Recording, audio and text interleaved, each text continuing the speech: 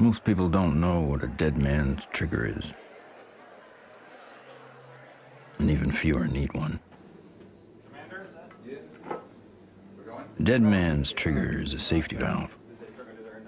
For reasons of security, a person prepares a recourse of such severe action that if harmed, they will release a cache of damaging evidence against those enemies.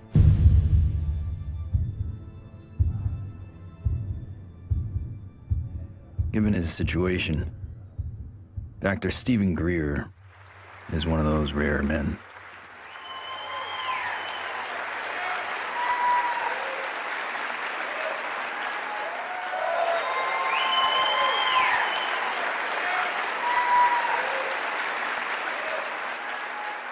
Why would he need one?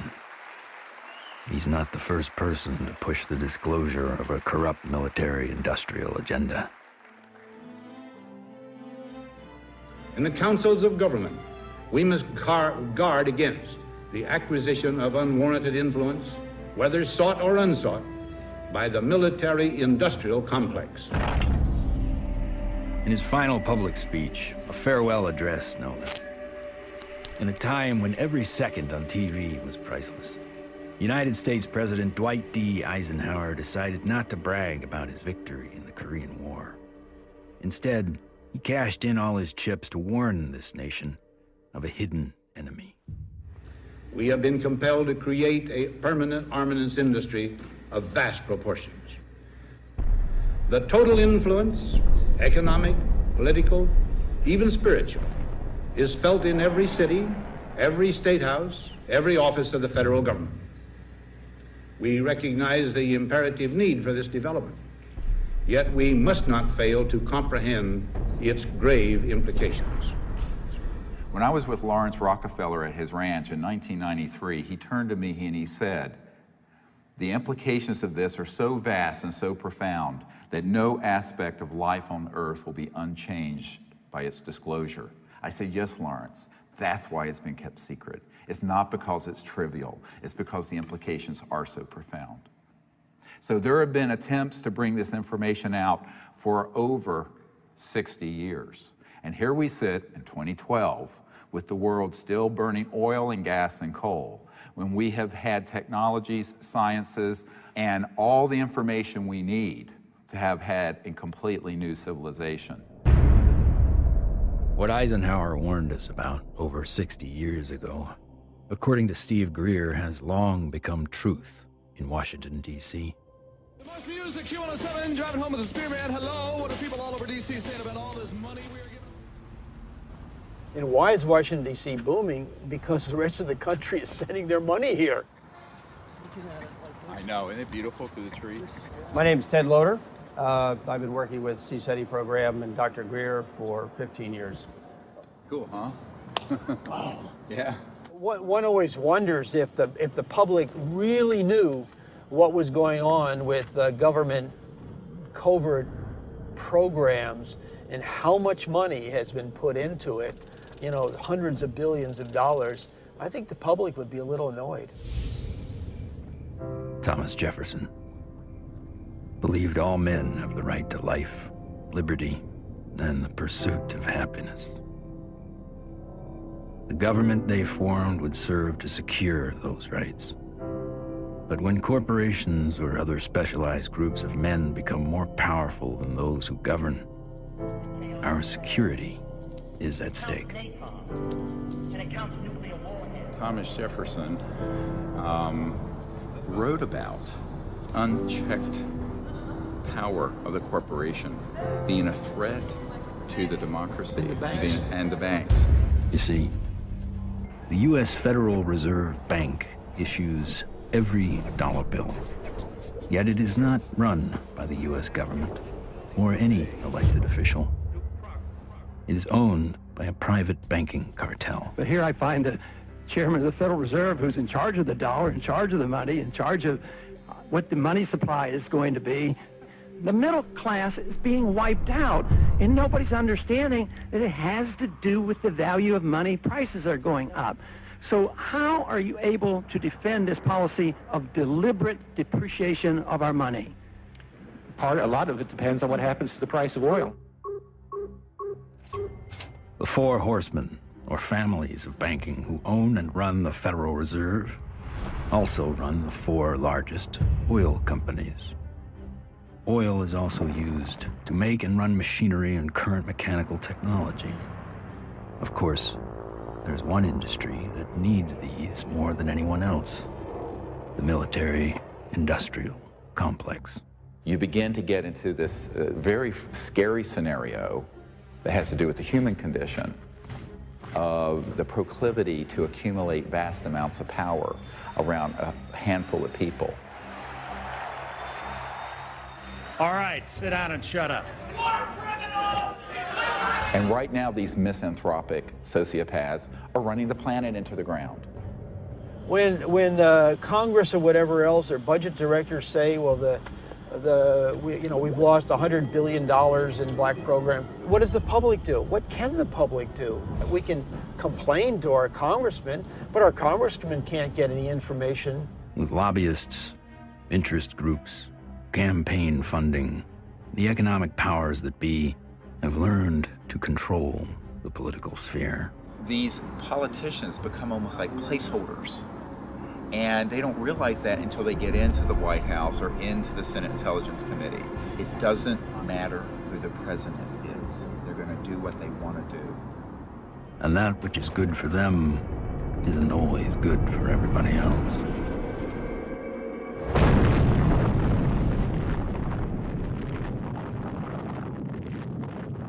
From 1945 to 1998, 2,053 nuclear bombs exploded on this planet.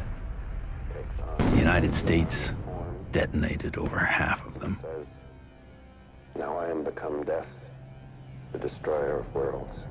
When the first nuclear bomb was exploded in Trinity, Robert Oppenheimer, one of the founding fathers of the nuclear age, said, "We have done this before."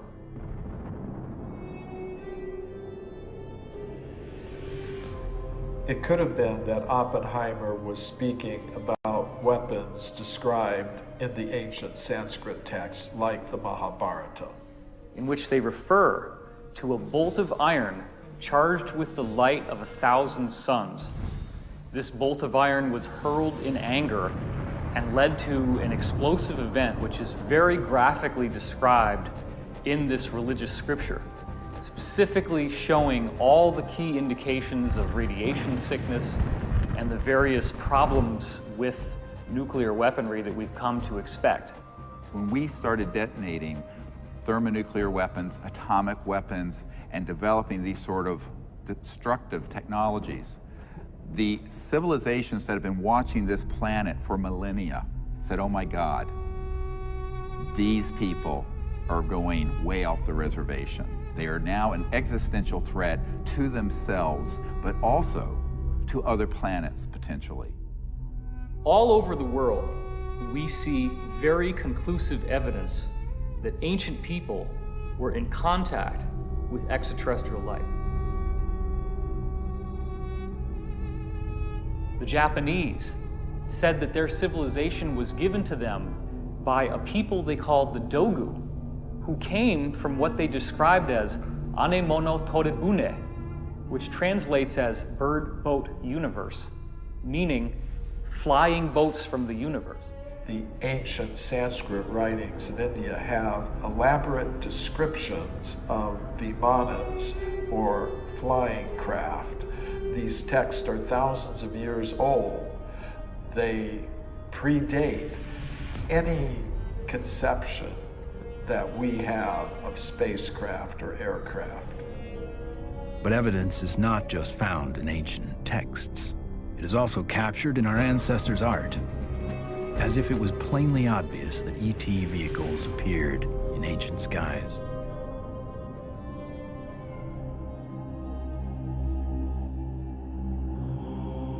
It is a foregone conclusion by most broad-minded people that we are not alone in this universe. The question is, how close are they? And we all looked up at once. It was almost like an intelligence told us, hey, look over here, we're here.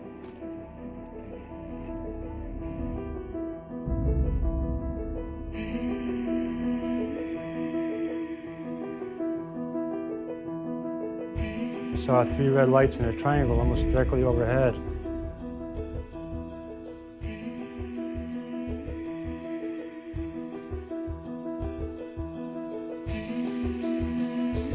I saw these things and I ran inside and got my brothers and sisters. It actually lifted up and it could actually turn. I'm gonna ask you to look away. I love my hands, but I wasn't one who believed that UFOs might exist. I was satisfied they exist. the life I have isn't what I'd seen. They estimated 100 yards from the left wing was this 100-foot disc.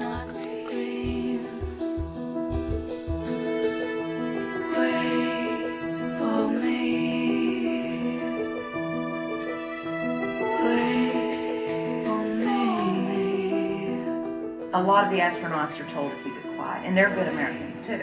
They develop the film from the moon, everything that's done by NASA.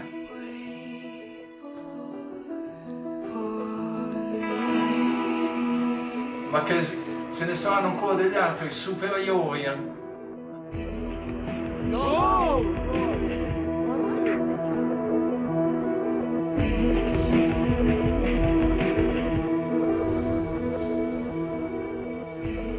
There's so much evidence out there that even if less than 1% is true, that would be enough to collapse the current paradigm and change the whole planet.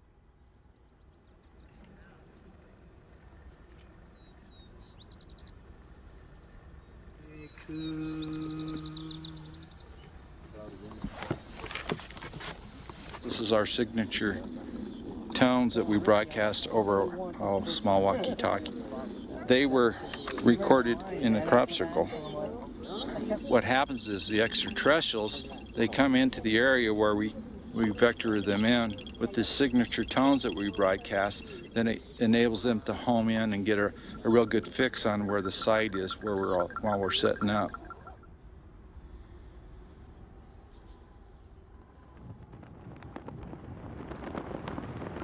The whole concepts of the crossing point of light, the physics of consciousness, and interstellar communication all were developed on a kind of a vision quest we did here in 95 or 96. Astronomer J. Allen Hynek developed a scale to identify the types of human ET encounters.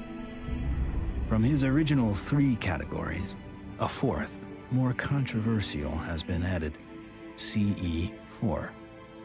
Even more controversial, Stephen Greer added a 5th kind of encounter, CE5, human-initiated contact. So, how is this done? Given Schrodinger's idea that the number of all minds in the universe is 1, in order to make this type of contact, a human could potentially access that single inner consciousness through intense meditation and then visualize his location down through the Milky Way to the planet Earth to wherever he sits under the stars. In theory, then, any extraterrestrial passing by would be able to hear the broadcast and know exactly where to go, if they choose to do so. It's interesting how many people have never been out in a place like this where they can see the whole Milky Way galaxy. Most people who come for a week, it alters their life. There's meditation techniques, there's remote viewing techniques, and once you start learning these processes and refining them, then you can make contact more quickly, more easily, and be more of an asset to the group. Checking to be sure that there's no source from anyone else, so that when we do start having electromagnetic signals through this, we know that it's a legitimate source. My name's Emery Smith. I've been with CSETI for approximately 3 years. Getting the baseline reading from us. My duties consist of a couple things. I am Dr. Greer's head security detail.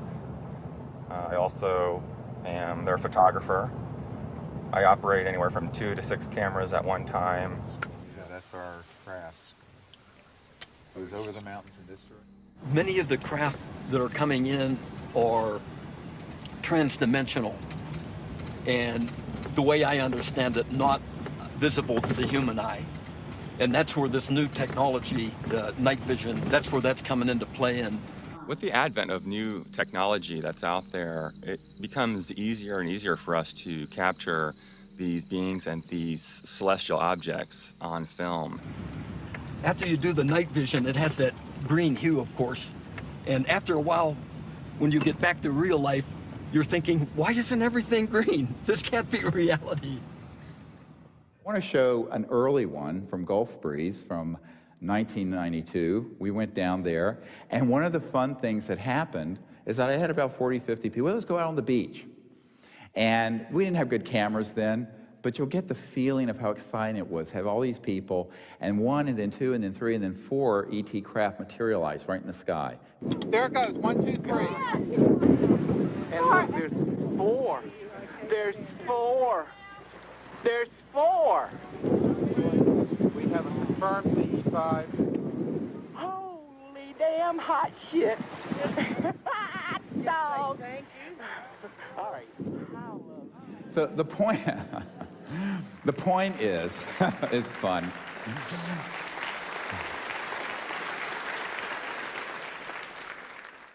It's your responsibility to go into meditation, find a little bit of time, 10, 15 minutes, and remote view who's up there and how many.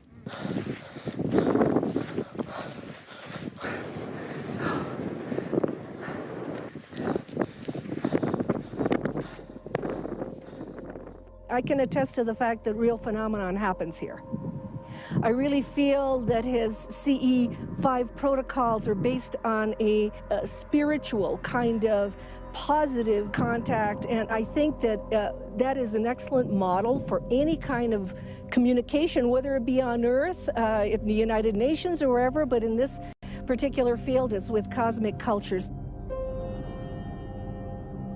And we use consciousness, meditation, visualization, remote viewing, certain tones, and we do it in a group when we can, or even as individuals.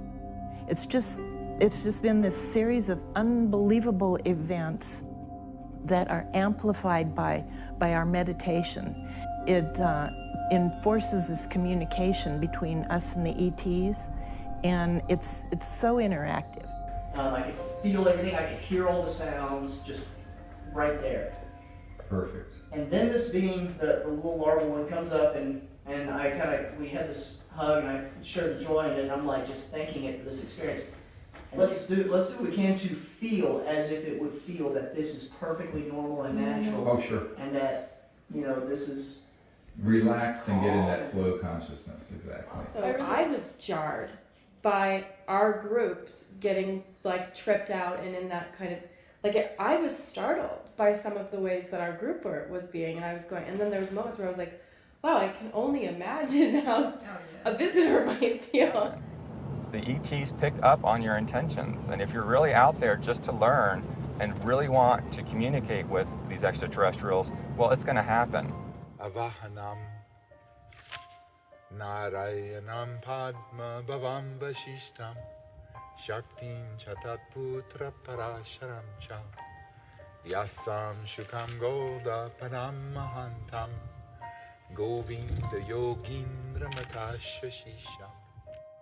And we ask these extraterrestrial civilizations to join us as they begin to learn of us, to help us, and to understand us, even as we endeavor to understand them and welcome them here to this beautiful planet.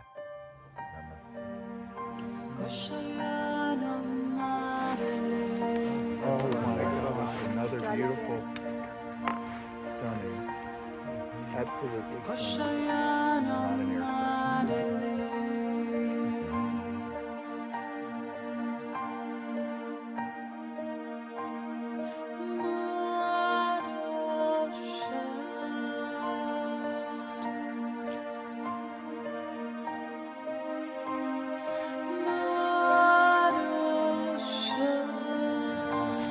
comes a military plane very quick. Yeah, there's a very fast military. Okay, they're gonna go. Oh. It turned right to it. Yeah. Literally, my heart literally sunk when the jet, you know, got to where the craft had to phase out. Yeah. And like to feel all that love build, and then to feel that jet coming in, and it was like on a heart level, my heart literally sunk when the jet crossed the path where it had to take off.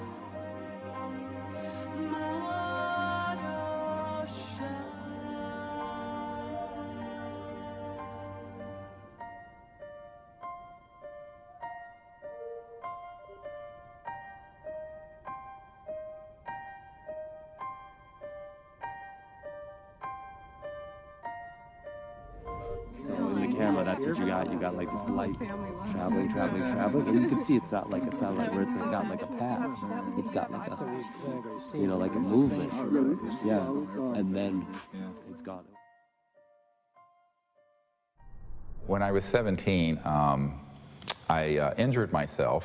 I got so infected. And at the time, because I was very poor and I didn't have any health care, I just laid there and I got sicker and sicker and sicker, and I had a near-death experience. I found myself out in deep space, and it was this experience of complete oneness with the cosmos, not just with Earth and life on Earth, but with the stars and the infinity of creation.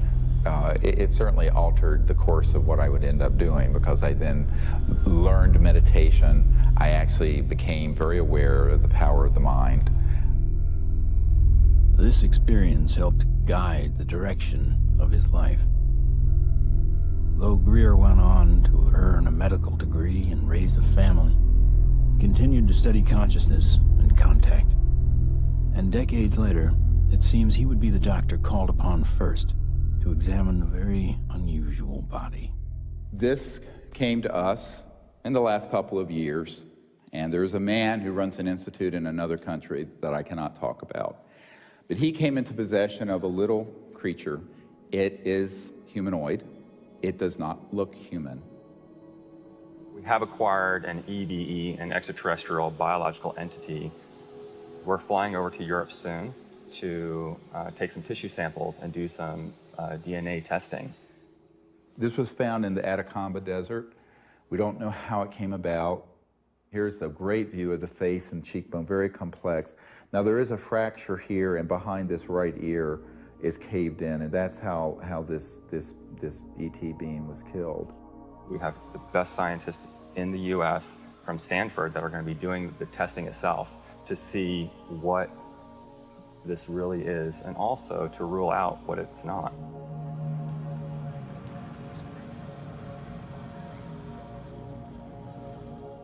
The initial reaction that I had is the same reaction that many of my colleagues here at Stanford and elsewhere have had when I've shown them, is that, wow, what is this?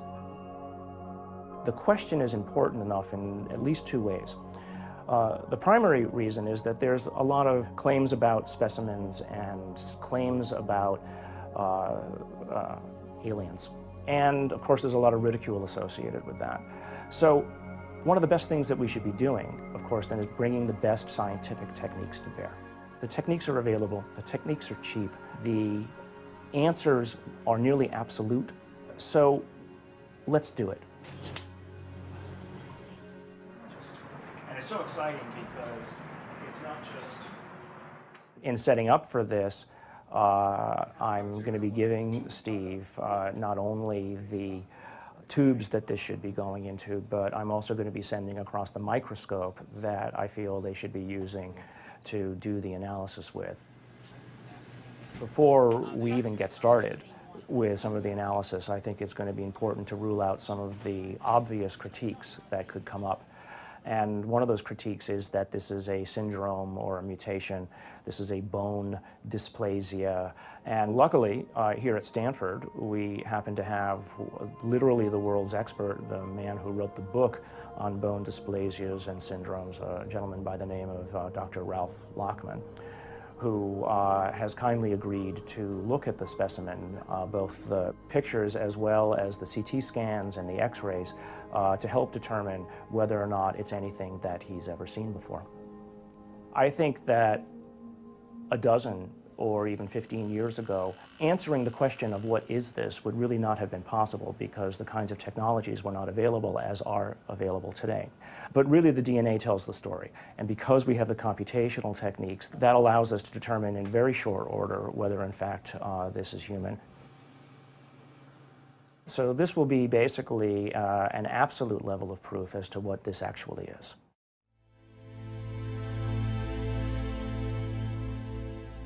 The problem is not proving that UFOs exist.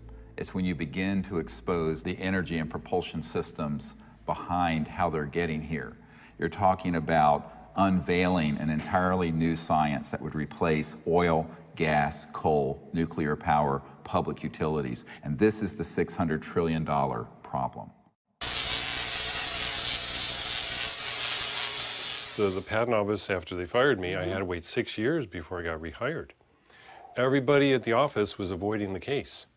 But when they finally did, the arbitrator wrote an 85-page report on how the media had caused my dismissal. So I only got a 30-day suspension out of the whole thing, which was taken out of the tiny little bit of 6-year back pay. So that was great. Yeah, it was. Wonderful. Yeah, it made it all worth it, so to speak, because that's how we were able to open the offices and stuff. It was very comfortable. No feeling of being shocked or anything else, just a good feeling, comfortable. What scientists need to do, and normal people need to do, is they need to look at the hardcore evidence, decide that, oh my gosh, ETs are real, and then get over that. And if that's the case, then you can start extrapolating, because they're getting here, which means they have solved the physics problem, if you will. That's an actual photograph that Mark Whitford took, a friend of mine. And you see the stars in the background. So this is a fixed camera. The craft was a triangular craft moving away from him, and all of a sudden it makes a right angle turn. Apparently it has what I would describe as inertial shielding. It's the only way something can make a right angle turn without having everybody killed inside of the craft. Though we experience inertial forces every day, their origins remain a mystery. However, there are theories that point to interactions between objects with mass and a quantum energy field. Inertia is due to the zero-point energy interaction. So you're interacting with a charged matrix, which is a zero-point field. If you try to change that, then you get a reaction force. There must be an interference shield of electromagnetic nature that would stop that interaction with the zero-point field. And you can suspect that UFOs have already figured this out, because they wouldn't be flying around and still have inhabitants. New energy scientists today are attempting to find new ways to define the relationship between electricity, gravity, magnetism, and propulsion. But as history has shown, change does not always come easy. It's like Newton. Why is that apple falling? Nobody ever asked that question before or even tried to come up with an answer. And Newton comes up with something called Newton bucket, or Newton's problem. The only guy that solves it 300 years later is Einstein. So, how smart can we be?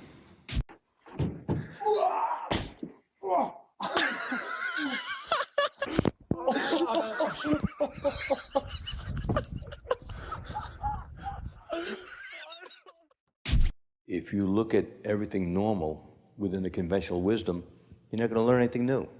My name is Morgan Boardman. I am the Chief Financial Officer of Morningstar Applied Physics.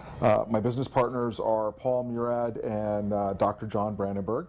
What we're doing, like I said earlier, is we're using a magnetic field that's rotating about the axis with the hope of generating a magnetic vortex.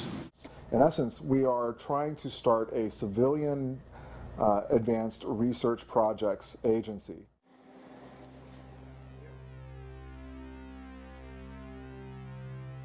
Okay, all right, so basically we have 4 options. Option 1 is a retarded potential. Option 2 is a lagging image, right? Yeah.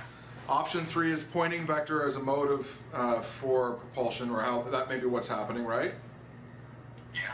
And that's actually taking angular momentum and changing it into linear momentum if it's working the way we want it to, right? Yeah.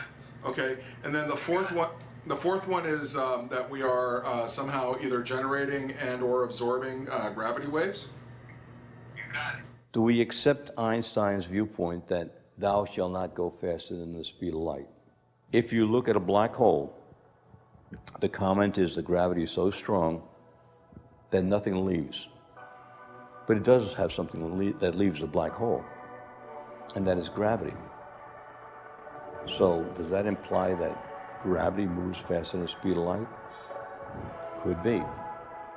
Gravity is another one of those seemingly self-evident forces that has raised a number of questions. How does it really work? How can we use it to our advantage? In the mid-1920s, T. Townsend Brown discovered that electric charge and gravitational mass are coupled, and that by building devices that harness these interactive forces, we could create advanced propulsion. At about the same time, Nikola Tesla and Thomas Edison won the Nobel Prize in physics, but both refused it. Tesla was at the end of a long career of inventing. He had advanced technology in the fields of X-ray, radio waves, internal combustion, and, of course, atmospheric electricity. When everything was said and done, he had earned 112 U.S. patents. He proved that electricity can travel wirelessly in the air, and ultimately died penniless. However, his work did influence many others, most notably Lester Hendershot and Dr. T. Henry Moray. Hendershot invented a magnetronic generator to energize an impossible flight, if fueled by gas, that took Charles Lindbergh and the Spirit of St. Louis from New York to Paris. Dr. T. Henry Moray developed the Moray valve, a device for extracting radiant energy from the zero-point field, and demonstrated this device hundreds of times and had dozens of signed affidavits supporting his science. Yet in the end, even these two notable scientists were ignored and bullied. Dr. Moray's device was hammered down and broken into pieces by a competitor, and before he could finish reconstruction, he passed away of natural causes. Hendershot fled to Mexico to continue work, but was found dead at 61 years of age, attributed to suicide. There's all kinds of skullduggery that happened there. I don't think T. Henry Moray ever got a decent chance to ever do anything with that. There is absolutely no question that T. Henry Moray had a system that produced about 50 kilowatts out of a 55-pound box. The conventional electrodynamics model does not allow this to happen. In other words, it doesn't allow you to extract excess energy from the vacuum and use that to power your load. It costs just as much to restore it as was used to destroy it. So we got to put in more than we can ever get out in a load with such a squirrely circuit. And that's the only kind of circuit we've used in power systems since day one. We're still building them. We're still making power systems that deliberately kill them. So we pay the power company to have a giant wrestling match inside his generator and lose. In the 1950s, there were some very provocative articles saying that, oh, electrogravitics is the best thing since sliced bread, how all the aviation companies are now backing electrogravitics, they're all doing experiments on it. Well, within a couple of years, there was no news at all. Once they figured out that they could really control gravity, 1954, it all went black. Do you think the boys in the black projects have solved that problem? Because it sure sounds like it from what the witnesses have told me. I wouldn't know.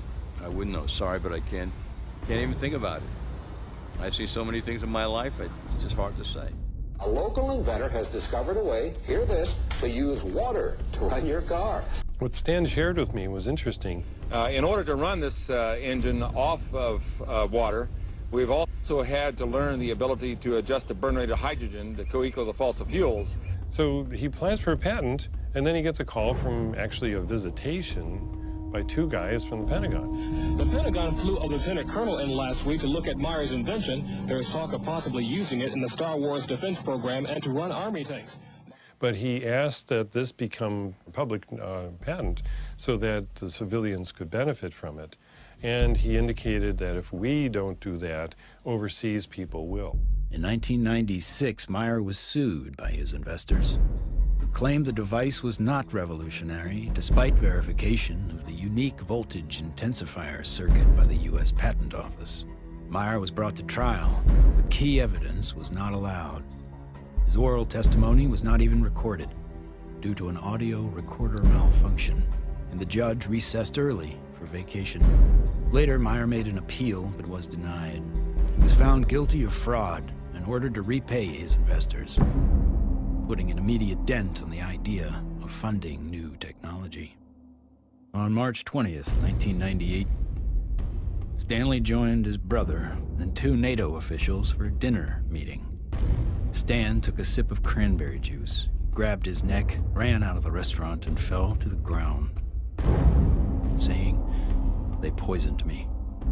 He fell down after eating at a restaurant nearby where he lived, fell down the parking lot, said, "I've been poisoned," collapsed. And that's on the police report? Yeah. The police report confirms his words. The cause of death was written to be an aneurysm, though he left behind just enough materials for others to piece together his process. The full secrets of his device died with him.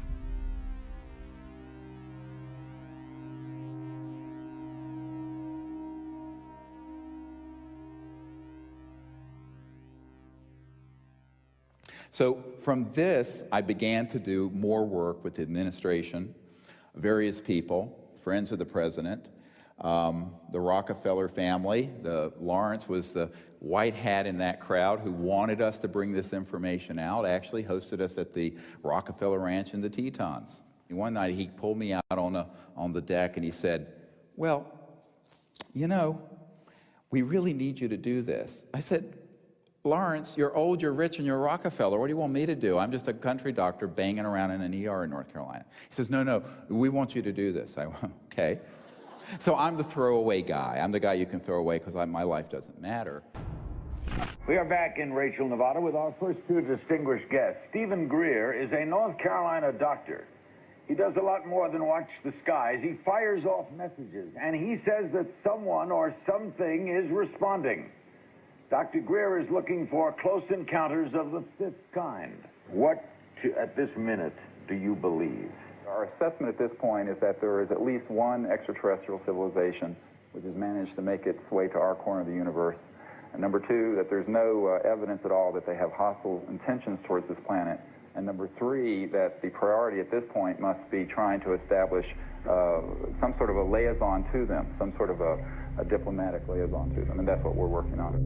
Is there a continued cover-up? Yes. Do those at the highest levels of government agencies know that there's a cover-up? Not necessarily. Officer X, a high-ranking military veteran, joined forces with Dr. Greer in order to use his military and government influence to gain access to high-level officials. I was able to arrange for a CSETI briefing to the then Vice Director for Intelligence for the Joint Staff, Admiral Tom Wilson, the same person who had been at Atlantic Command with me.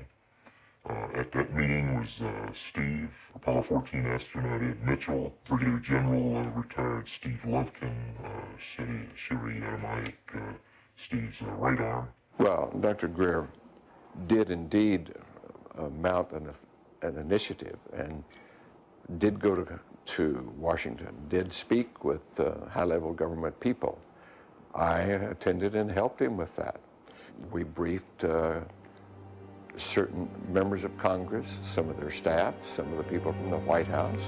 We talked with people in the Pentagon. It led me to the belief that people in high-level government have very, very little, if any, information, valid information. One of the most important of all the meetings was with CIA Director R. James Woolsey. Here I fly up to Washington. The cover story was a dinner party. One of the things that I found was that this CIA director wasn't lying when he communicated to us that he had not had access to these projects. He was shaken to his core. We met for not 20 minutes, almost 3 hours. And by the end of it, I handed him, my hands were shaking, I handed him this document, and it was a position paper recommending executive orders and the things the Clinton administration and he needed to do to get control of this mess. And he looked at it, and he looked at me. He says, yes, he says, but how do we disclose that which we have no access to? And I almost wept. I went, what? Dr. Greer approached many D.C. officials in an attempt to gain an audience. One of the people who took him seriously was former CIA Director Bill Colby. If there's truth in it, there can be a danger in that situation. We've seen that happen in other cases. I said, you have to consider the possibility of some danger to not only your reputation, but to your person. I mean, people do react rather violently to some kinds of charges, or particularly if they're true.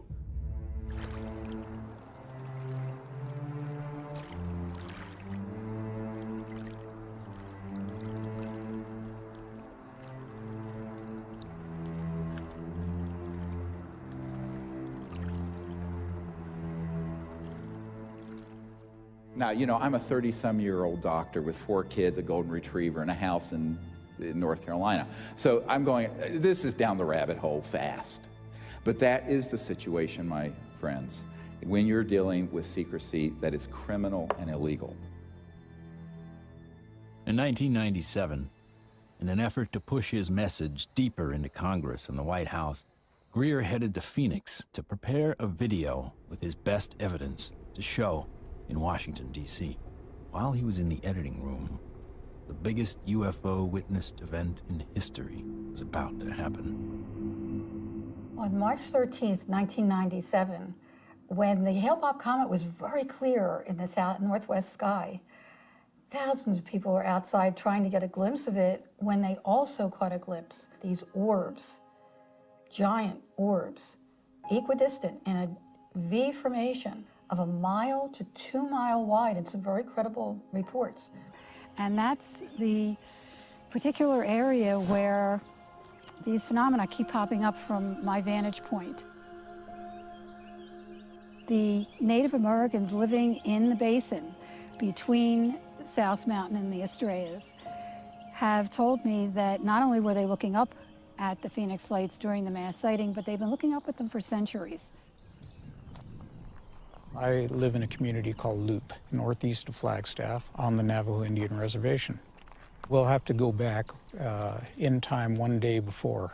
We saw 6 to 7 lights that were circling along the horizon. The entire street came out. It was almost like a block party. Everybody turned off their lights, everybody sat in their front yards, and everybody watched this unusual light show. I squeezed down the best of what I found and finally came forward in 2004 with the Phoenix Lights, a skeptic's discovery that we are not alone. 10,000 people approximately witnessed this, one of the largest experiences of this sort ever recorded. The Phoenix Lights phenomenon didn't seem to be falsifiable in any way. It was being validated by most everybody that saw it. The ultimate, shall we say, insult was the governor of the state of Arizona, Fife Symington, finally calling a news conference saying that he has finally got the answer to the Phoenix Lights, and he introduces some staff member dressed up as a space alien. People got very angry because here is the top elected official of the state making fun of what I estimate to be close to probably 10,000 people saw this. Under the watchful eye of the public, Symington retracted his statement. If you had been here 10 years ago and standing out here and looking up there at the lights and the view, you would have been astounded. You would have been amazed. The so-called Phoenix Lights were seen by many people in 1997. Skeptics say they were military aircraft or flares, but not the former governor. It was probably some form of an alien spacecraft.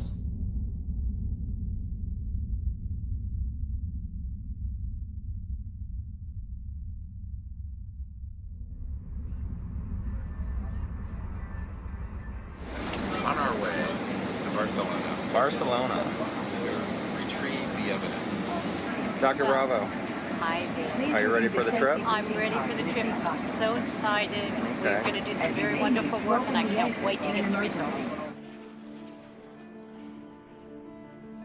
Upon arriving in Spain to look at the being for the very first time, I was kind of skeptical. It was definitely a game changer for my thought process to actually see it in person than to see it on film. The first thing we had to do was go to the radiology lab because we needed x-rays and CAT scans before we did anything. Porque esto es, ya se lo comenté que era un poco difícil de hacer. Es, ¿okay? The best we can get. Lo mejor que podamos. Porque evidentemente no se puede manipular para nada. No. The head radiologist at the center saw the being and was quite impressed. And the first thing she said was, "Wow, that looks like an alien." That's really okay. This is fabulous. This one's pretty good for you. Yeah. Okay, that's good.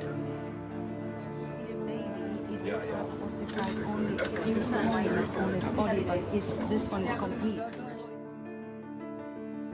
When the CAT scan images started coming up on the computer, it was just profound. And I saw inside the bone, and I saw, organs and lung material, brain material. I knew that this was not a hoax, it was not fake, that this was actually some sort of living creature. Right, well, if somebody made it, they have a future in microsurgery because they were smart enough then to put in these millimeter-wide bone holes where the arteries go in to feed the bone marrow.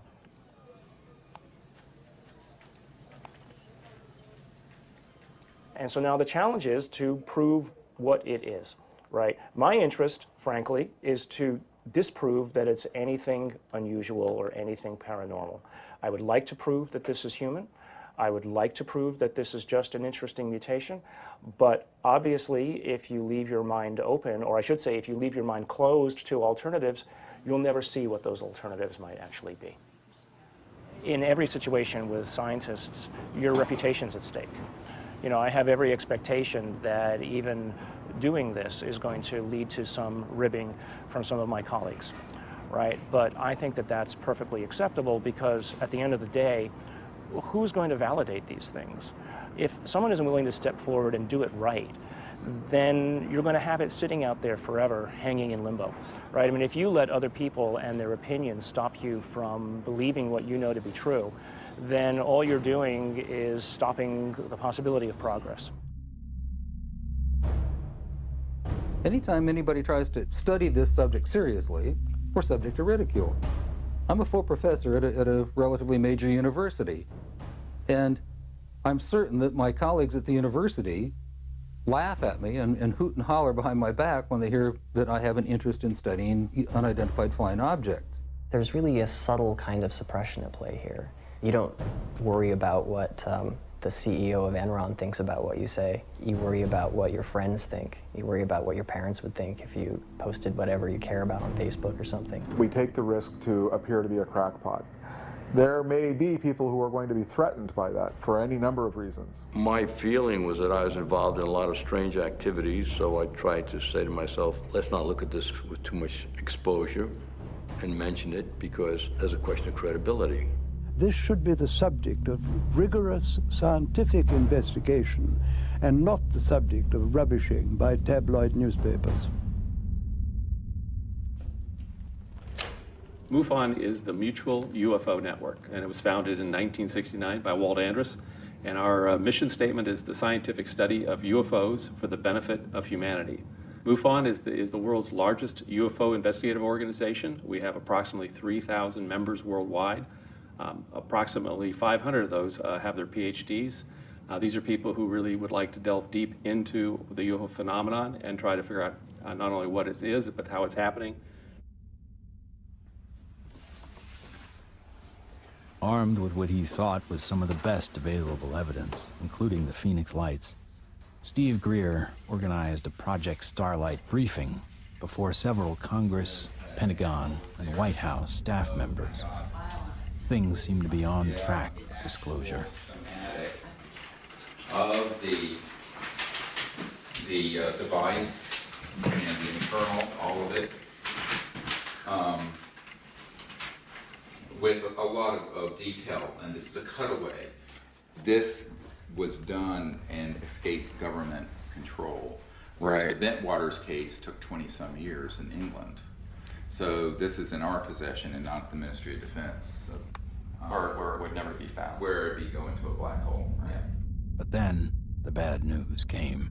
Sherry Adamiak, Steve's partner and longtime friend, along with Steve and another team member, were all suddenly diagnosed with a malignant cancer. I've had these experiences since I was a child or a young man, but to articulate them so other people understand them, I need someone with capacity to hear it. She was that person. I mean, it's been, you can't resolve it's things. been very hard for me. Oh yeah, you know, I know. You get up I know every it has day, been. you know, but.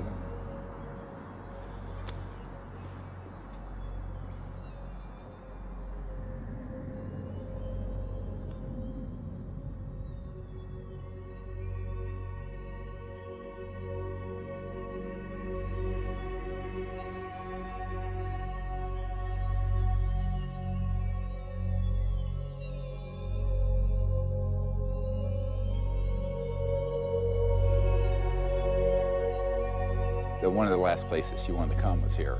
So she asked that her ashes be placed on the land. So we put her ashes around that tree.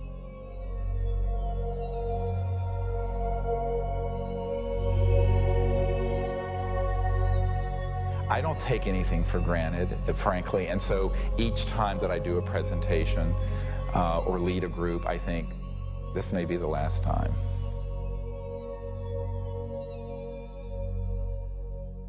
The thing that has kept me going the most is not any external thing, but the experience of that near-death experience where I know that there's an aspect of us that doesn't die.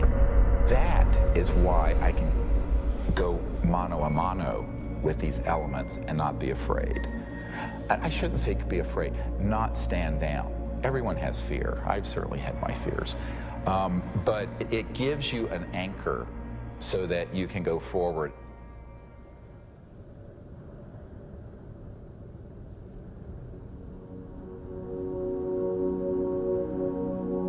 More than ever, Dr. Greer understood what he had always sensed. It was not the power of a cosmic field or quantum vacuum that would propel us into a new world. It was the mind. This really is the opening to an entirely new science of consciousness. You can maybe think of consciousness as a television set.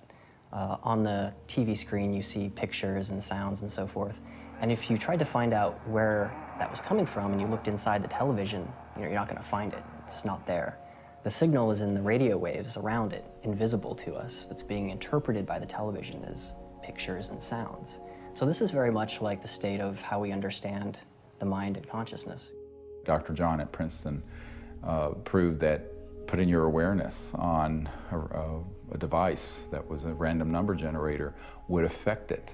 So you have this random number generator and it's producing 50-50 ones and zeros. And then you introduce a person into the picture and you tell them, try to affect it with their mind. Think more ones or more zeros. You measure that, and sure enough what they found was that there are more ones or more zeros being produced that correlate to that person's intention. So we can see effects being produced forwards and backwards in time, which is really strange. Distance doesn't seem to matter as much. You can get the same strength of effects if you're right in front of the REG or if you're on the other side of the planet. Consciousness is a non-local field, and it isn't limited to your brain waves and body. Dr. John once had the opportunity to ask the Dalai Lama if he thought the random number generators themselves were conscious. And the Dalai Lama thought about it, and his reply was that if you think they're conscious, then they're conscious. Just like consciousness can have positive effects on the zeitgeist or ether, it can also work the other way. Unfortunately, when you start to deal with inventors who have anomalous results that seem to be over unity, paranoia seems to accompany that process. And John Searle's famous for having a circular magnetic device that has both energy and propulsion built into one unit. And the electric company felt that this guy was stealing money, took him to court, went to jail, his house caught fire, and all of his property and all of his designs burned. The concept of freedom, this sort of idea of people having the liberty to pursue happiness and to pursue abundance, this has been completely, in a sense, turned upside down. We actually reprinted a report on the military involvement of the Department of Energy. And it's so extensive, it's the major operation that goes on there. There have been over 5,000 patents that have been sequestered by the national security state, taken out of the public domain. Many of them deal with energy technologies. It's a policy that the military seems to feel is necessary for national security. However, at this point, we often wonder, 50 years after World War II and the Cold War, whether such sequestering is necessary. Suppression of new technology would be an obvious plague on the idea and strength of a free market system. Yet, it still seems to happen right in front of our eyes. And this is a huge controversy, one of the largest, maybe most intense controversies in the history of science. There's nothing worse, I found, than suggesting to academic physicists in particular, and academics in general, that they are not only wrong, but disastrously wrong, catastrophically wrong.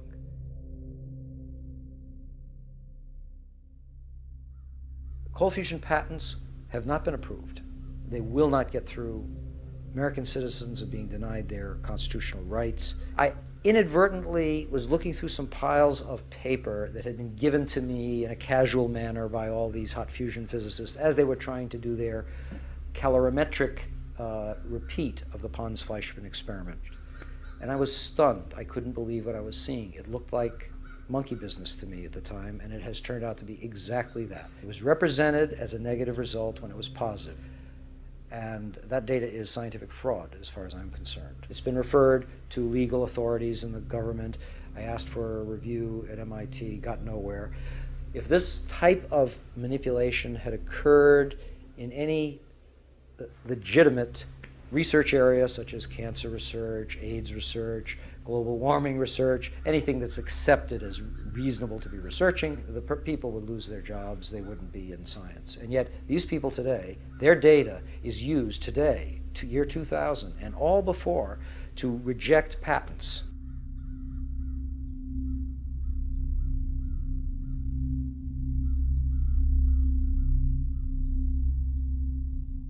Yes, there is serious criminal activity going on that ultimately must be rooted out.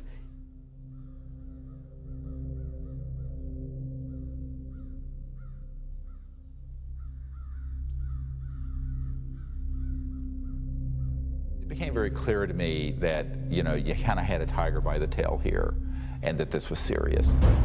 For a moment, Dr. Greer considered shutting everything down. He had been threatened and swindled far too many times. Sherry was gone. He had no office, no staff, no money. Back in 1998, I was given information by a friend that Dr. Greer was having a conference. Literally the month that Sherry Adamek passed away, within 30 days, I have this scheduled event. So I went to the conference and learned some things and listened. And so she just on a lark came, and she's an emergency doctor like I am. And what really grabbed my attention was he was getting all this information from military witnesses. That was in 1998. By 2000, when we were planning and storyboarding and working the whole disclosure project event out and pulling together all these hundreds of witnesses, we didn't really have the funding to do it. But she got so supportive and involved that she lived very modestly and took all of her excess income and donated it. And I want to acknowledge some amazing people that are here. Dr. Jan Bravo, without whom we would not have the Disclosure Project. But it's not just the funding she's provided, it's the moral support and the encouragement and the friendship. And so she's just become a very key person. And, you know, it's sort of metaphysical and odd that literally the month that Sherry Adamek passed away, within 30 days, I have this scheduled event. Not alone anymore.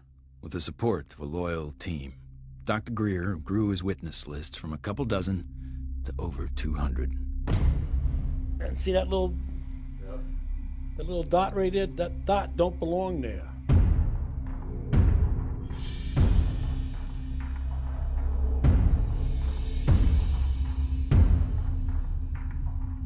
I said, I'm one of those, what you would call the high government officials in the FAA. I was the division chief. There was only 3 or 4 down from the admiral.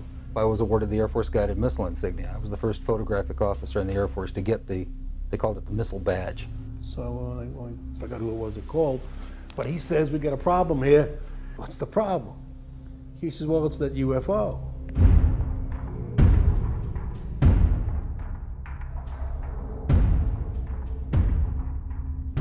We weren't launching real nuclear weapons, we were launching dummy warheads. They were the exact size, shape, and dimension and weight.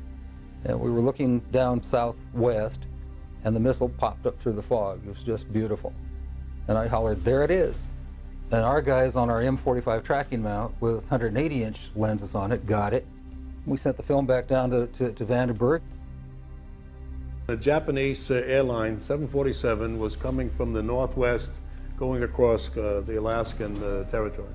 He called and asked the controller if the controller had any traffic at his altitude.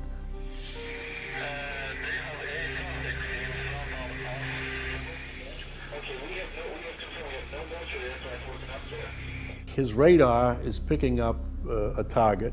He sees this target with his eye, and the target, the way he described it,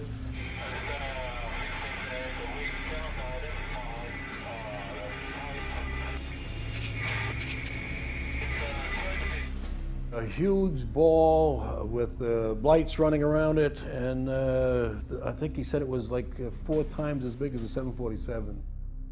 I was called into Major Mansman's office at the 1st Strategic Aerospace Division headquarters. And Major Mansman said, watch this.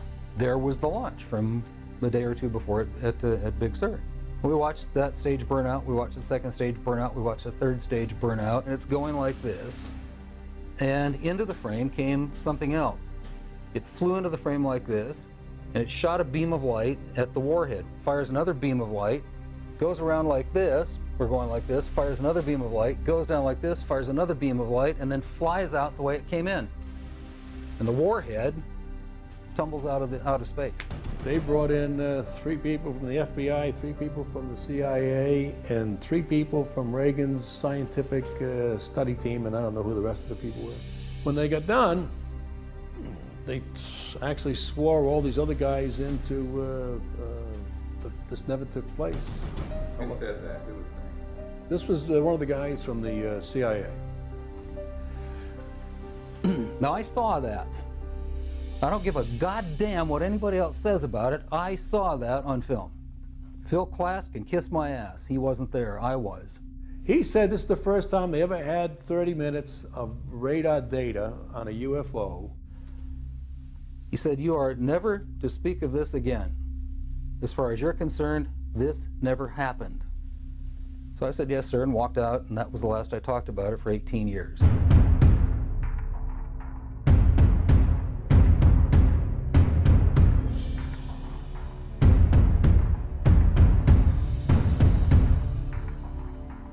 I had the original video that I took, and I had the pilot's report, and I had the FAA's first report that was all downstairs on my table. They didn't ask for that, so I didn't give it to them.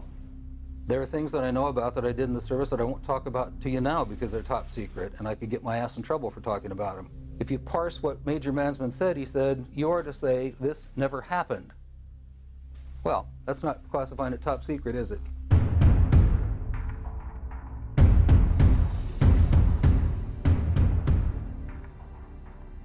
And I was a part of a United States Air Force cover-up for 18 years. But who do you tell that you were involved in a UFO incident without them looking at you like you ain't wrapped too tight? What we photographed up there affected me for the rest of my life and made a huge impact on my understanding of the universe and of governmental manipulation of our minds.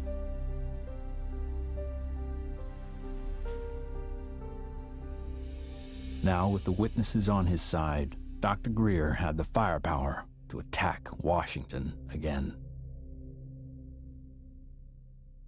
We are not alone. That's the message a group of pilots, scientists, and former government officials want Congress to hear. 21 members of that group already have testified in Washington for what's known as the Disclosure Project. And we had all volunteers who organized that whole event. And there was no paid staff. So when people look at that whole period, we didn't have an office, a secretary, and one paid staff person. But we did it. Dr. Stephen Greer heads up the Disclosure Project, a group that compiles information from people who say they've encountered extraterrestrial forms of life. 20 years ago, in 1980, I was a security specialist assigned to RAF Bentwaters. Objects made incursions over our WSA, fired pencil-thin beams of light into them, and adversely affected the ordnance, possibly. There were bodies that were involved with some of these crashes, also some were alive. What do members plan to do with their information? They hope Congress and President Bush take notice. We are asking for the U.S. Congress and for President Bush to move towards an official inquiry and disclosure on this subject. Those that don't want to believe you will never believe you anyway, so it doesn't matter. It doesn't change the truth. A spokesperson for the Senate Science, Technology, and Space Committee says no congressional hearings are planned right now. Elaine Quijano, CNN Headline News. I stand before you today in my almighty God, and I tell you this. If Congress calls me in and says, will you testify in detail what you know, I stand here today prepared and ready to do just that. Governments must never lie to the people. Thank you.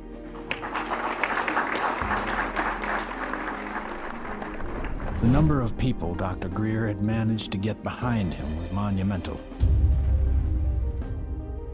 In a perfect world, an event of this proportion, with that amount of coverage, would have been enough to start a legitimate movement.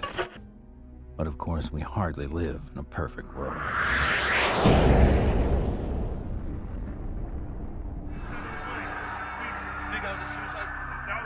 Yeah, don't say it. It's on, you know it, right? I don't know, guy. Everything's fucked up. 9/11 became the mother of all news stories and completely changed the game for everyone. Fear, panic, and strife were imprinted in the public consciousness. To what end? Not to go after Al-Qaeda, but rather to invade the sovereign nation of Iraq. Given such a drastically overt misstep on the part of a U.S. government led by an oil family, the question on some people's minds is whether or not this disaster was exploited, or worse, engineered.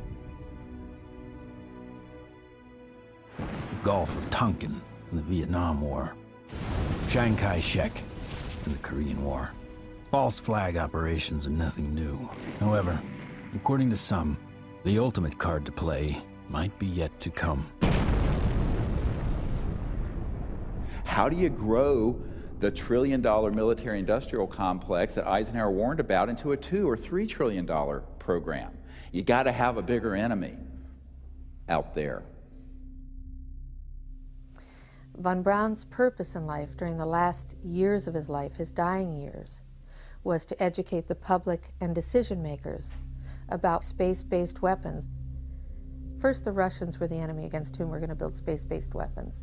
Then terrorists would be identified, and that was soon to follow. In 1977, I was at a meeting in Fairchild Industries, and in that room were a lot of charts on the walls with enemies, identified enemies, names that people had never heard of, names like Saddam Hussein and Gaddafi. But we were talking then about terrorists, the potential terrorists. No one had ever talked about this before. And they continued the conversation about how they were going to antagonize these enemies, and that at some point there was going to be a war in the Gulf. According to these theorists, after the military-industrial complex had its war against terrorism, the next enemy that Dr. von Braun identified on Earth would be third world country fanatics. But with no more enemies left, the people would soon be taught to look to space. The next enemy was asteroids. Now at this point, he kind of chuckled the first time he said it. Asteroids, against asteroids, we're going to build space-based weapons. So it was funny then. And the funniest one of all was against what he called aliens, extraterrestrials. That would be the final card. And over and over and over, during the 4 years that I knew him and was giving his speeches for him, he would bring up that last card. And remember, Carol, all of it is a lie. 99% of all the information out in the public on this subject is well-crafted disinformation designed to scare people to support the next phase in global warfare. And this kind of corruption is why the only things that are being made on this subject are things that redound to paranoia and fear in the military-industrial complex. I occasionally think how quickly our differences worldwide would vanish if we were facing an alien threat from outside this world. I don't think we're moving forward if we trade, factional and ideological war from one ethnic or religious or economic system into an interplanetary conflict, because that's A, not survivable, and B, would be even worse in terms of galvanizing the world around a military structure. That has been the central organizing principle of our society for a few thousand years, actually. It is hard to concretely prove that 9/11 was a false flag attack because the people behind it are so good at covering their tracks, especially with the compliance of mainstream media. If you had trillions of dollars, you'd be pretty good at it too. The adversary is closer to home. It's the Pentagon bureaucracy. According to some estimates, we cannot track $2.3 trillion in transactions. $2.3 trillion in transactions. According to the Comptroller General of the United States, there are serious financial management problems at the Pentagon. Fiscal year 1999, 2.3 trillion missing. Fiscal year 2000, 1.1 trillion missing. And DOD is the #1 reason why the government can't balance its checkbook. I would like for you to respond to the questions that I've put to you today. I've forgotten what the second question was. How does one carve out a billion unacknowledged or 10 billion unacknowledged taxpayer dollars? In many cases, at the end of the fiscal year, when there is so-called leftover money, they may or may not know that money may in fact go to a special access program. There are two main types of special access programs: acknowledged and unacknowledged, or USAPs. Those programs are basically totally off the books, and they are able to actually vacuum up money to be a self-perpetuating funding mechanism. Certain USAPs are waived and also completely managed and controlled by private contractors, so they enjoy the secrecy protections only afforded to private corporations. There is virtually no high-level government oversight for these types of USAPs. In many cases, no elected official, including even the president, have knowledge a particular USAP even exists. Between 1947 and 1949, the government passed the National Security Act and the CIA Act. These laws allowed the intelligence community to withdraw money from any agency without disclosure. Essentially, money could be stolen from any program, and no elected official would ever know about it. Great view of the eye socket. Very different eye socket from, and that's another thing that the scientists who've looked at this at Stanford have commented on. If you look at this creature and you look at the cranial vault, how large it is, the size from the eyes up is at least 3 times that of a human. One of the first things that Dr. Lockman immediately remarked upon was the shape of the head and the skull. It was not something that he is accustomed to seeing, and it was quite interesting and in some ways exciting that the associated features that you would expect from a syndrome of that nature were not found.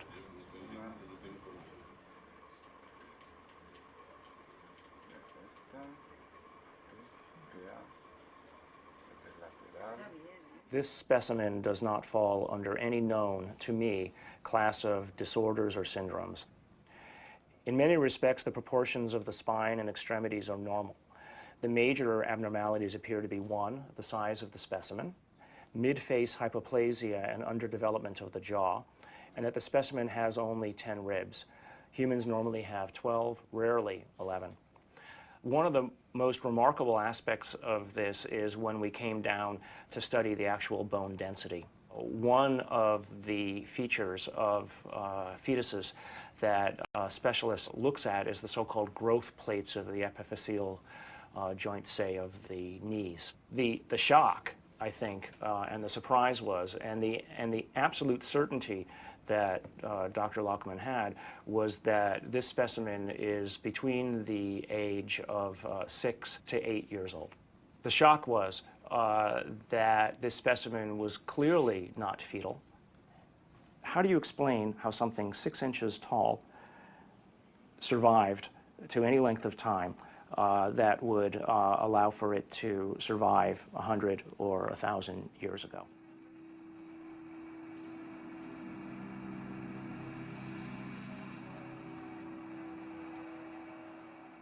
And what amazes me is the media. Well, they're so compromised with this, they don't dare do anything but follow the company line on it. The company line being a series of lies. This is a document talking about the current program at the CIA. And it says that the PAO, Public Affairs Office, has relationships with reporters from every underlying major wire service, newspaper, news weekly, and television network in the nation. In many instances, we have persuaded reporters to postpone, change, hold, or even scrap stories that could have adversely affected national security. Now, what's the purpose of this? The CIA has no mandate for anything domestic. The FBI is domestic. What the hell is this? Where are we now? We are in a bread and circus. This is a phrase used to describe the creation of public approval, not through excellent public policy, but rather through diversion and distraction. No, I'm not doing that. I'm sorry. You are driving me nuts. That's ridiculous. Keep people fat, keep them happy, keep them diverted, and keep them entertained with drivel and shock and nonsense. That's, unfortunately, the sort of thing that has taken the place of news and information.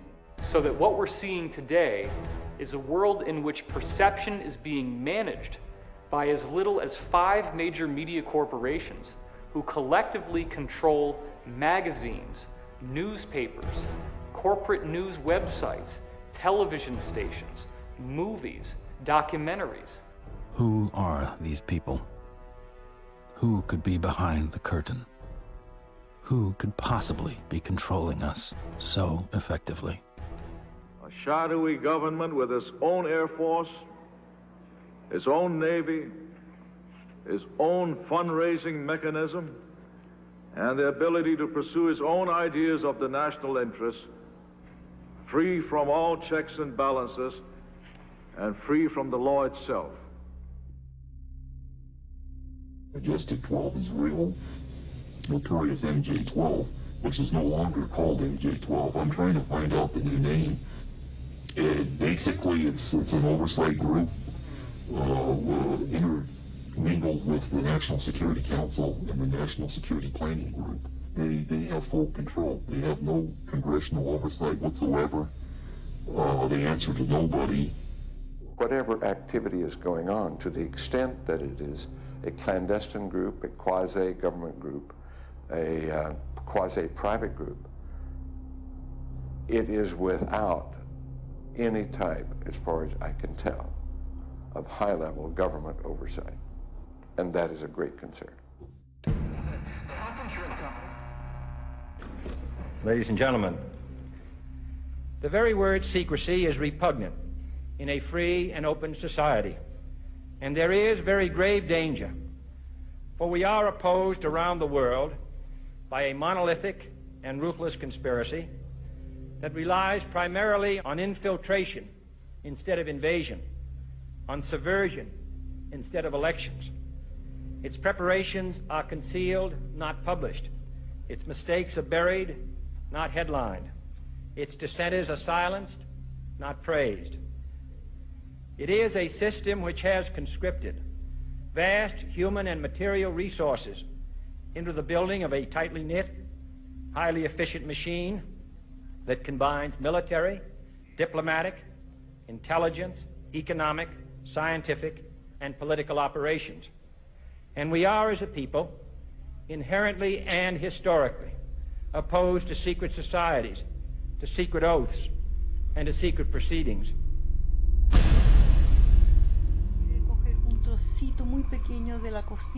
It's got too much tissue on it. They actually want a piece of the bone from at least like a 0.5 of a millimeter in. Como medio milímetro de... We took material from inside the cranium, also 2 clippings of the anterior front ribs of this being. And we were able to see under the dissecting microscope that in fact it did have bone marrow in them, so that meant there should be some good genetic material in there. It was really nerve-wracking. Imagine, 2 big guys here trying to operate on this 13-centimeter long beam. But we did it.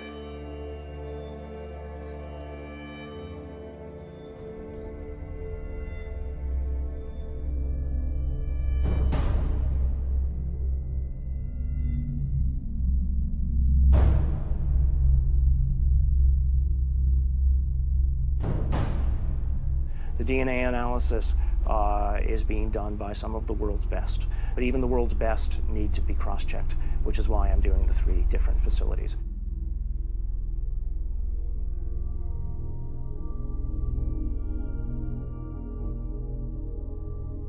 So I actually ran 4 samples. I ran a sample of my own blood, a very small amount, just 100 microliters. I ran 2 blanks, things that just had water in them, because that would be essentially a contamination control. And then, of course, the sample itself. And really, the all-important first result was whether or not there was, in fact, any DNA which was isolated. And the actual shock for me was when I got the amount of DNA out of this sample. It was way above what I had originally expected. What you have on the left here is a so-called DNA ladder. This is a size standard. This one on the end is in fact my DNA, and it has an expected size distribution as well as some banding. And validating the original measurement is this analysis that basically shows that we have a nice distribution for the sample's DNA. When we physicists look for alien civilizations, we don't look for little green men. We look for energy consumption. We look for type 1, type 2, and type 3 civilizations. What are we? We are type 0. We get our energy from dead plants, oil and coal. Around the year 2100, we will become a type 1 civilization. And we see the beginnings of that now. What is the Internet? The Internet is a type 1 telephone system. Imagine, if you will, sitting down to your morning coffee, turning on your home computer to read the day's newspaper. Well, it's not as far-fetched as it may seem. Information has largely been controlled in a top-down way. What we're seeing now is the dissemination of discoveries coming up from the grassroots and not from a top-down centralized authority which has the ability to say, this isn't making it because we don't believe it's true, this is making it because it fits the mainstream. When we want to form a new team in a new country, then all we have to do is contact someone there using the internet, and suddenly they're a member of the node. From this online collective seems to come a real communion. People from all over gather in groups to investigate UFOs, with safety in numbers against ridicule and disinformation.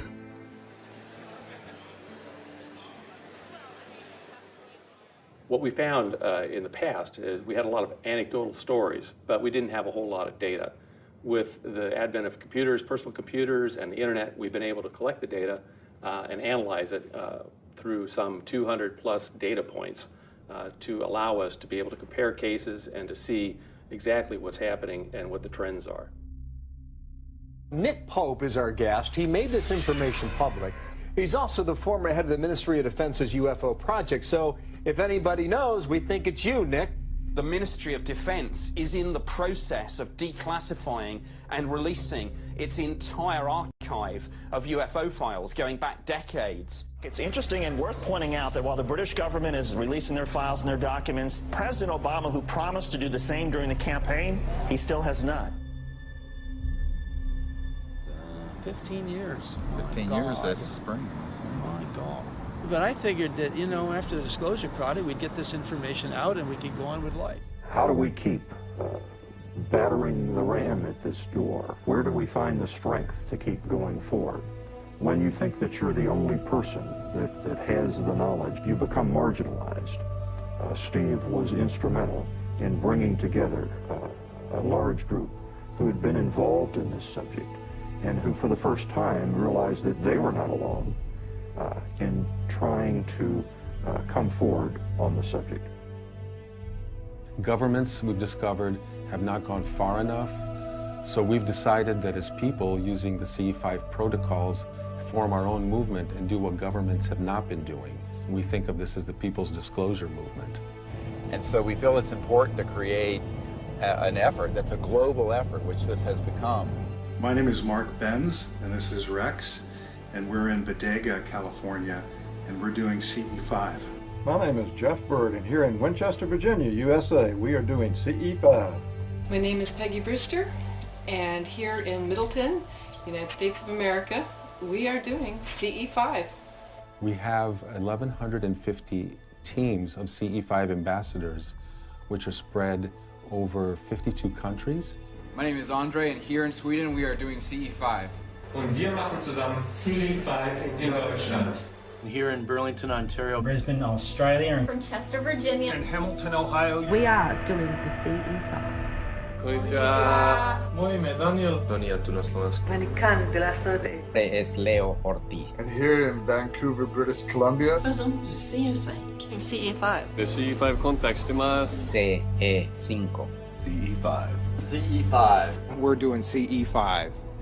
And the reason I think that's so important is that it not only builds the knowledge base, but it also further potentiates this concept of pioneering a new pattern of peaceful contact.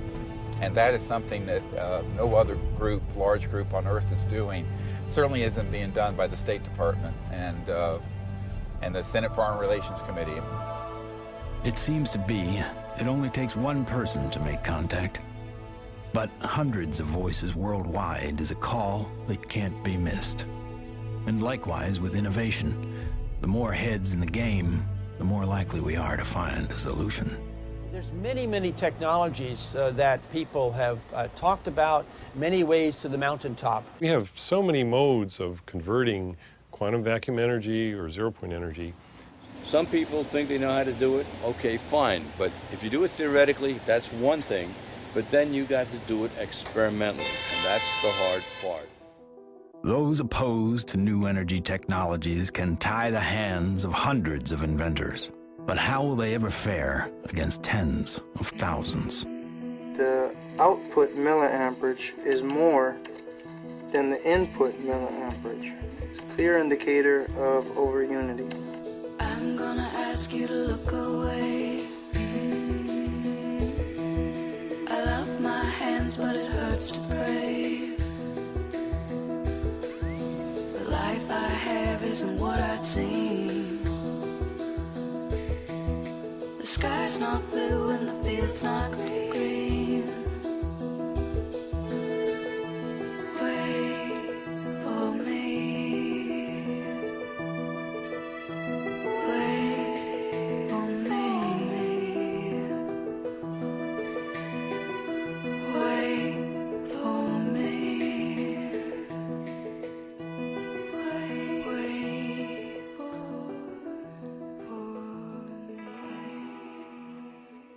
When you oscillate or vibrate magnetic fields, there's an effect in the gravity field. And how to do that linkage is what you're trying to get at, as I understand Maxwell's it. equations are in that term right there. And what happens is if you're going to have a gravitational effect, it's going to happen over there.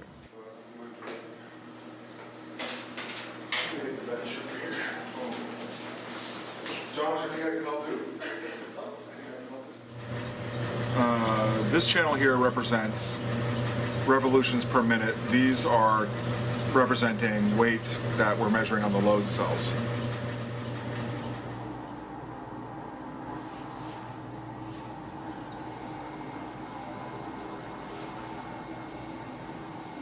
Full steam ahead.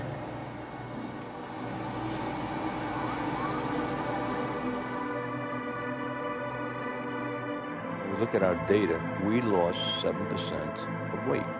If we move this thing and it loses weight, I must be generating gravity waves. Though the device maintains its shape and size in terms of dimension, it is losing mass. That's a possibility. If it is losing mass, then certainly it would also be affecting time in a very localized manner. By looking at new technology, you could break through new commercial aspects to improve our society. We should be looking for a disruptive breakthrough in this technology within the next 10 years. We're on the brink of developing any number of potential propulsion systems which would take us out of the solar system. I think we're going to beat NASA to the mark. So I graduated from the UCLA School of Engineering in 1976. I got a flyer from the School of Engineering inviting me to a lecture by Ben Rich. Ben Rich was the director of Lockheed's Skunk Works for 16 years. He oversaw a number of USAPs that were secretly managed at the Skunk Works, including, most notably, the development of the F-117 stealth fighter. Ben shared a slide set of about 40 slides of different things, starting with the U-2 spy plane, going all the way up to the stealth fighter at that time, mentioning that he couldn't talk about the other secret stuff. But when he ended his talk, he had a slide of a black disc zipping off into outer space. And he ended his talk with these words: "We now have the technology to take ET home." So you have to have vision, and you have to have the guts and the courage to go out past the steps and do something of any value, and we have to go past our grasp. And we asked him questions about it. What did you mean when you said we have the technology to take ET home? Ben shared three major things that I think are worthy of research by researchers worldwide at this point in time. The first was we've somehow figured out how to do interstellar travel already. It's known. The second point he made was that there was an error in the equations. My suspicion is it's probably Maxwell's equations for electromagnetic theory. The third thing he said was, how does ESP work? And I was really kind of startled because I didn't know what to say. But I blurted out, I don't know, all points in time and space are connected. And he looked me back in the eye and he said, that's how it works.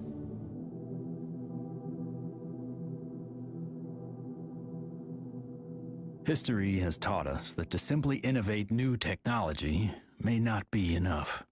We have to find a way to get past the suppression. We've already now had a breakthrough just a couple months ago of the tritium battery. Finally, a company has come up with an actual commercializable unit, but it's very small. It's designed for an IC or some small circuit component. So this is a good sign, because it shows the way to introduce a free energy device is to introduce a small version of it. If you have a revolutionary energy device, it has to be introduced in a way that doesn't look like it's a revolution.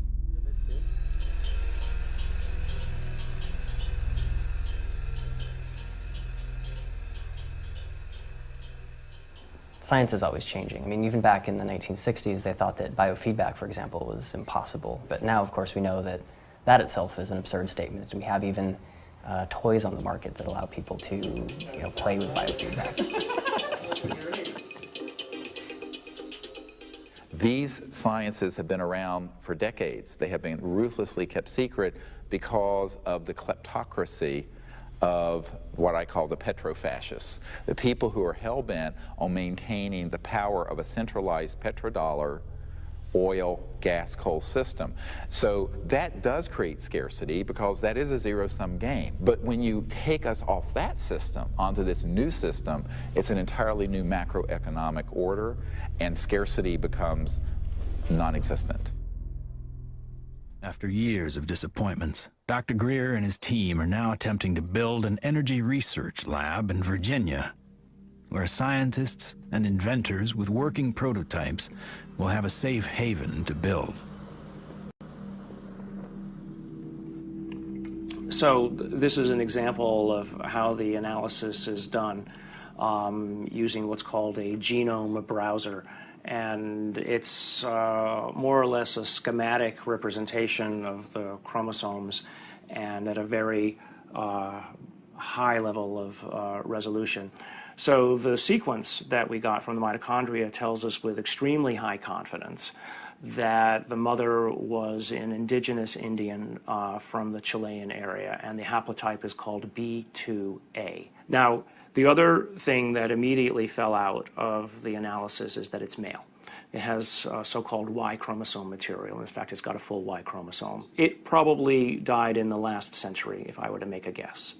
I can say with absolute certainty that it is not a monkey, right? It is human, or as close to human, closer to human than chimpanzees would be. But when you count up the number of mutations that we're observing, what we're seeing is more than what we would expect to be caused by simple cell division. When the sequencer is creating or making these reads, it's doing it more or less at random. So what does the computer program do that people have written and designed? It takes every one of the little sequences and tries to match it against the known. And then anything that doesn't match, it puts in a little side file and says this is unknown. At a certain point, when enough knowns are matched, I can feel comfortable saying, this is human, right? But if I'm not careful and I don't pay attention to what's in the garbage can, right, what the computer program is throwing away, I could literally be throwing the baby out with the bathwater. What we've done is we've scaled back and we're seeing several chromosomes and pieces of chromosomes across the top, which basically leaves us with a very strange conundrum, right? Here you've got this 6-inch tall, let's call it human, right? Because the DNA says that so far it's human, at least the way that we're looking at it. This gene, PCNT, which is known to be associated with primordial dwarfism, we don't have any mutations here. It lived to the age of 6 to 8. Obviously, it was breathing, it was eating, it was metabolizing, and it wasn't living in an environment where there was a lot of advanced medical attention that was given to it to allow it to live to that age. It calls into question how big the thing might have been when it was born. So genetically, you might explain that by saying that there's some advanced aging mutation, something that caused the bone to age anomalously quickly. A gene that's known to be associated with progeria, that also no changes there. So the next problem, of course, is the ribs and the number of ribs in the specimen. Only 10, whereas there are supposed to be 12. So there are no mutations which are specifically associated with that kind of phenomenon because it's rarely, if ever, seen. The digits are all correct. The hands are all correct. There are problems with the face. So there's a mid-face hypoplasia, and then there's the larger skull. So again, I think in summary, there are genes associated with any one or two of the anomalies that we see in the specimen, but there is no mutation which is known to accommodate or call for all of the mutations. Even with the things that we know could be assigned to one or more of the anomalies, we don't find them in the genetics of this specimen. That leaves open the question, what genetics is causing the anomalies that we are observing? So, although I entered this thinking DNA was the answer, it made me realize that in the context of the bigger biology questions, there are other levels of control that need to be understood and answered. The non-coding RNA, epigenetics, etc. And things that we probably haven't even thought of yet. So if I just look at, this is base pair 19,800,000 or so at this edge of the open region. I can go all the way over here, and now I'm at 21,000 or 22,000. So the answer is not finished, and it's not as easy as actually, frankly, I thought it was going to be at the beginning. So that's basically 2 million base pairs of DNA where nothing seems to sit. It's just like the way societies do things. They try to fit things in boxes. We have literally written a computer program that does exactly that, tries to fit it in the box. Doesn't seem very efficient, so on that basis, people would call it junk. But I think we now know that there's any of a number of other features of what DNA is doing in there. It is expressed, and so we need to be careful, obviously, that we don't let our instincts or the programs that we write to match our instincts make the decisions for us. No matter what, for me, this has been a fascinating, more than an exercise. As soon as I've collated this information into a form that other people can take advantage of, and it's accepted for publication, I'm just going to put it out on the web. You know, I don't have the resources to study and follow down every single angle that this opens up. But, you know, maybe there is a listener out there who will be sufficiently intrigued by this to do the analyses themselves, and maybe they'll find something that I missed. Great. If additional samples or examples are seen of this, I'll be the first in line to want to sequence it, because then all bets are off. I want to say other things here, but I also don't want to open myself up for, you know, attack. This search may have uncovered a major finding about life in the universe and its origins. What is this being? Could it be a missing link in evolution? Could it be an entirely new species?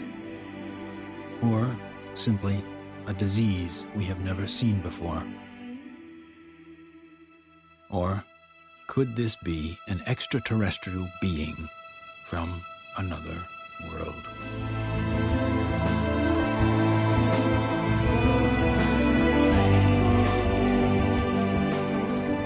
Whatever the case may be, this challenges the boundaries of human scientific knowledge.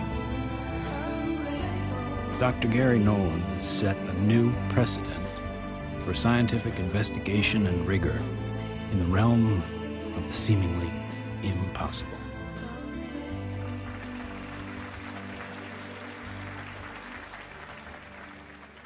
Now, we have now over 4,000 cases of extraterrestrial vehicles that have landed, 3,500 pilot cases, over 5,000 documents from the U.S. government, and hundreds of thousands of pages of documents from 14 countries that have opened their files since the Disclosure Project was launched 11 years ago. And yet, this isn't on CNN every night. And this is probably the most important thing going on this planet today, and yet nobody talks about it. If we don't explore what to do, we're going to miss the boat. And that could be why Eisenhower's final message wasn't just doom and gloom. It was a charge to the people to spit out the bread, look away from the circus, and take some responsibility. Only an alert and knowledgeable citizenry can compel the proper meshing of the huge industrial and military machinery of defense with our peaceful methods and goals. The dam is in fact breaking, and you're beginning to see countries all over the world begin to come forward with what they know to be absolute fact. Since 2001, 24 countries have opened their UFO files to the public, including Australia, the UK, Vatican City, Germany, Russia, and Canada. The United States is not yet among them. What we have to do is pave the way for these leaders. Because if the people will lead, the leaders will follow. They'll have to. And it isn't about overthrowing the Pentagon, it's about leaving it behind. My goal when I started this was to make this so that I wasn't important at all in it, that there would be enough people that they go on without me. And that way, it doesn't matter if I drop dead.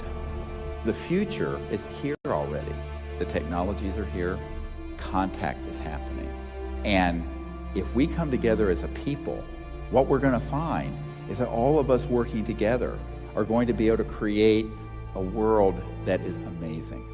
If every single one of us told everyone we know that we're being visited by intelligent life, that the sciences are here to give us a new civilization, we're liberated from that macroeconomic slavery, but this is the destiny of humanity.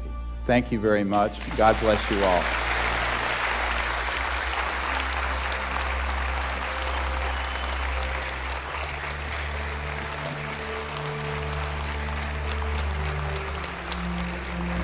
Thank you.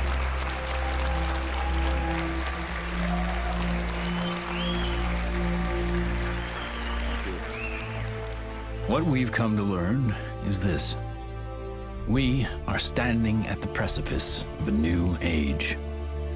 There's power in the many, but only when they're acting as one. That's when resonance happens.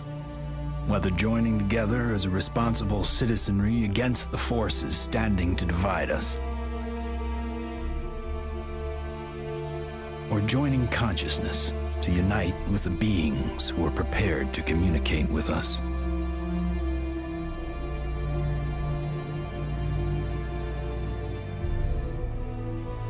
In order to succeed in this endeavor called life,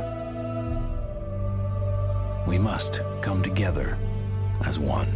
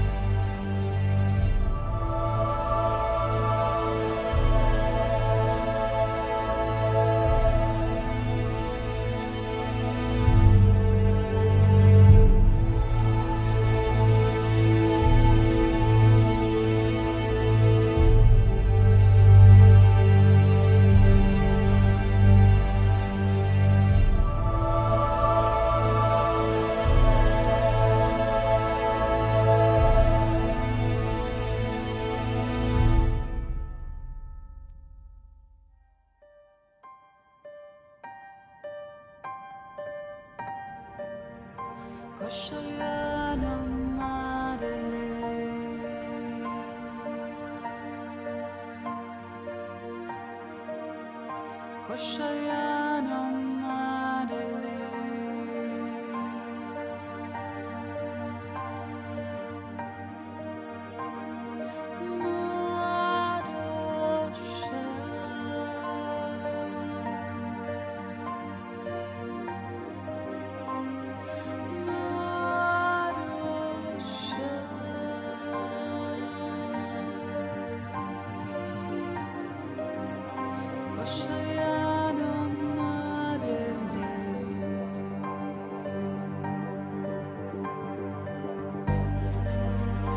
Koşa